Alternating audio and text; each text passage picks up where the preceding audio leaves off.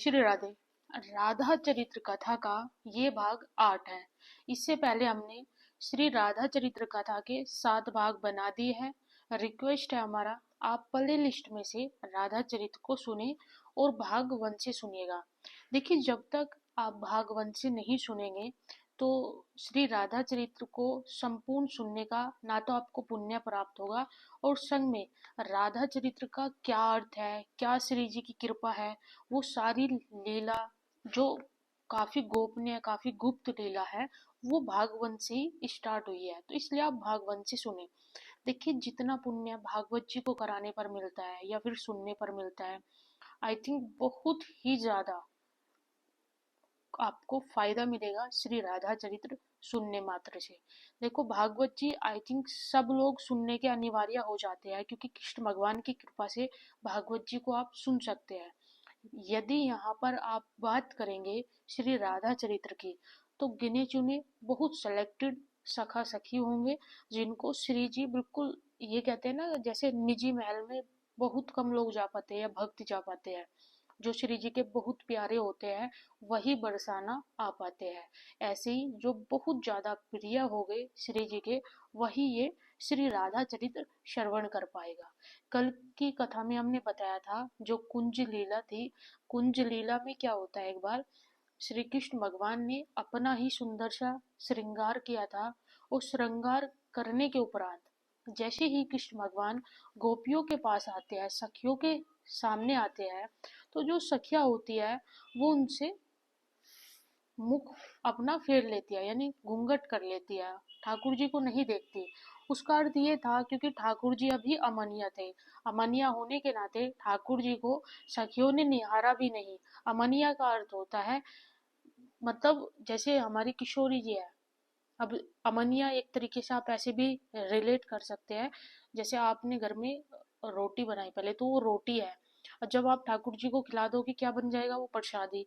तो बनने से पहले क्या है, रोटी। बनने से पहले रोटी आपकी अमनिया है, और जब ठाकुर जी को लग जाएगी वो क्या बन जाएगी, रोटी क्या बन जाएगी आपकी, रोटी जो आपका खाना है वो खाना बन जाएगा प्रसादी।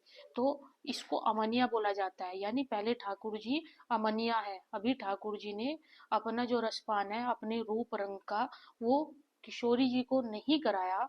इसलिए कि सखियों ने भी ठाकुर जी को मना किया कि हम आपको नहीं देखेंगे, अभी आप अमनिया हैं, पहले आप किशोरी जी के पास जाए और वहां से जो प्रसादी बनेगा उसको हम पाएंगे। और यही भाई सेवक का भी एक कर्तव्य होता है।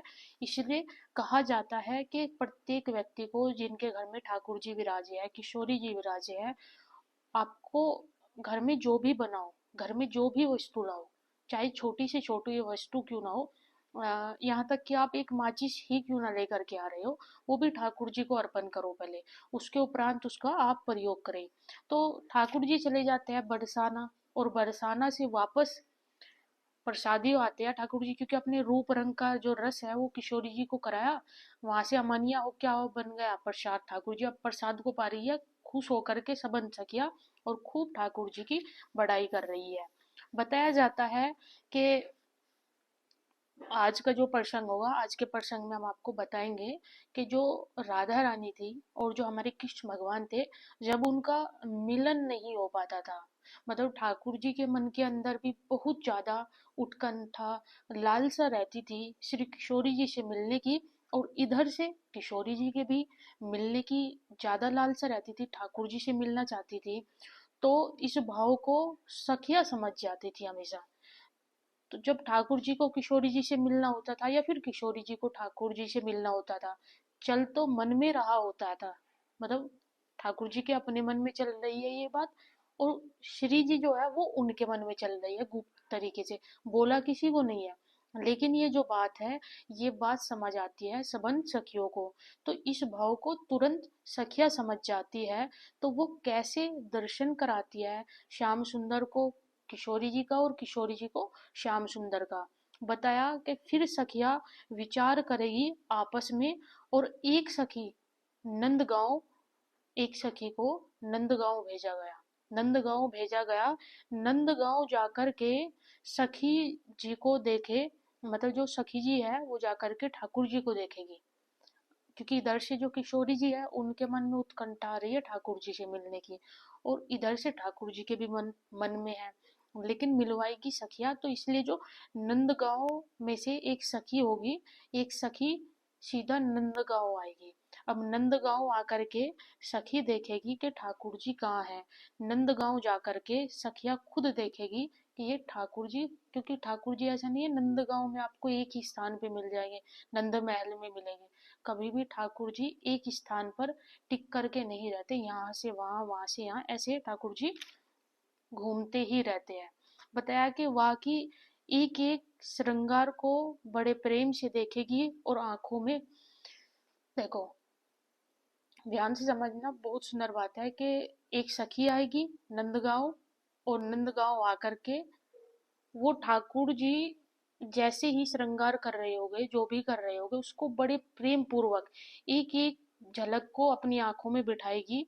दर्शन करने के मतलब जो भी ठाकुर जी कर रहे होगे, जो भी प्रक्रिया ठाकुर जी अपना श्रृंगार कर रहे होगे, मुकुट धारण कर रहे होगे, पीताम्बरी धारण कर रहे होगे, और जितना भी सुंदर, जितना भी आकर्षित ठाकुर जी का रूप बना होगा, क्योंकि ठाकुर जी तो मनमोहक है, मोहिनी भी रूप ठाकुर जी ने ही बनाया था, तो उस रूप को, एक एक श्रृंगार को अपनी आंखों में कौन कैद करेगी? ये सखी अपनी आंखों में कैद कर लेती है। दर्शन करने के बाद अपनी आंखों में बंद कर लेती है, और एक सखी उस सखी का हाथ पकड़ लेती है।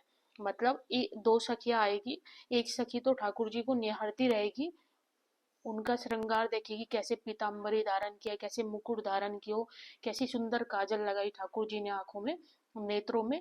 और जो दूसरी सखी है, जो उस सखी के संग आई है, वो सखी जी उस सखी जी को पकड़ के रखेगी।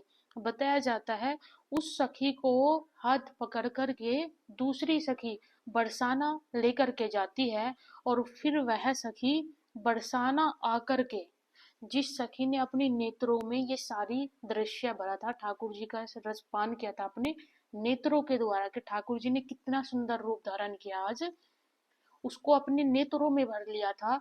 और वह सखी बरसाना जाकर के श्री किशोरी जी के सामने आंख बंद करके जाती है ये सखी, और इसलिए वो दूसरी सखी उसको पकड़ के रखती है। वो सखी जी उसको इसलिए पकड़ के रखेगी क्योंकि नंदगांव से बरसाना तक आंख बंद करके ही जाएगी वो सखी, और नेत्रों को बंद करके जैसे ही वो बरसाना जाती है, और अपने नेत्रों को बरसाना जा करके खोलेगी ये सखी।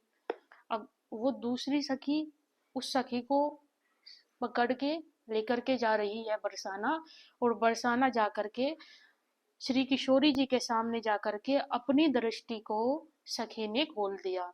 राधा रानी को सखी की आंखों में श्याम सुंदर दिखाई दिए, यानी सामने सखी बैठी है और सामने श्री किशोरी जी बैठी है, और जैसे ही सखी ने अपने नेत्रों को खोला तो सामने से जो किशोरी जी है उनको ठाकुर जी का यानी श्याम सुंदर का दर्शन हो गया। जो रस जो रस रूप सखी जी ने अपने नेत्रों में भरा था, उन नेत्रों को बंद करके रखा बरसाना जाने तक, और वह जो नेत्र है वो बरसाना जा करके, और वह भी स्पेशली किशोरी जी के सामने बैठ करके, उनके सन्मुख बैठ करके अपने नेत्रों को खोला। और नेत्रों को जैसे ही सखी जी ने खोला, सामने श्री किशोरी जी ने नेत्रों में श्याम सुंदर का वह का वही रूप जो उस समय सखी दर्शन कर रही थी, पीताम्बरी का, मुकुट का, काजल का, सुंदर से नैन कटाक्ष ठाकुर जी के जो नैन है उनका, वह सारा का सारा रूप दर्शन श्री किशोरी जी के ने श्री किशोरी जी ने सखी के नेत्रों के द्वारा कर लिया। बताया जाता है श्याम सुंदर का दर्शन श्री किशोरी जी ने बरसाना बैठे बैठे पा लिया। कैसे पा लिया? सखियों के द्वारा। और जब श्याम सुंदर को लालसा होती है, देखो अभी तो किशोरी जी को हुई, किशोरी चाहती है कि उनको श्याम सुंदर का दर्शन हो, तो वो लालसा कौन पूरा करता है? उसको सखिया करती है, नेत्रों को बंद रखेगी, ठाकुर जी का दर्शन करेगी, किशोरी जी के सामने पहुंच जाएगी, और वही नेत्र जाकर के किशोरी जी के सामने खोलेगी, वही वही दर्शन सखी पाल किशोरी जी पा लेती है।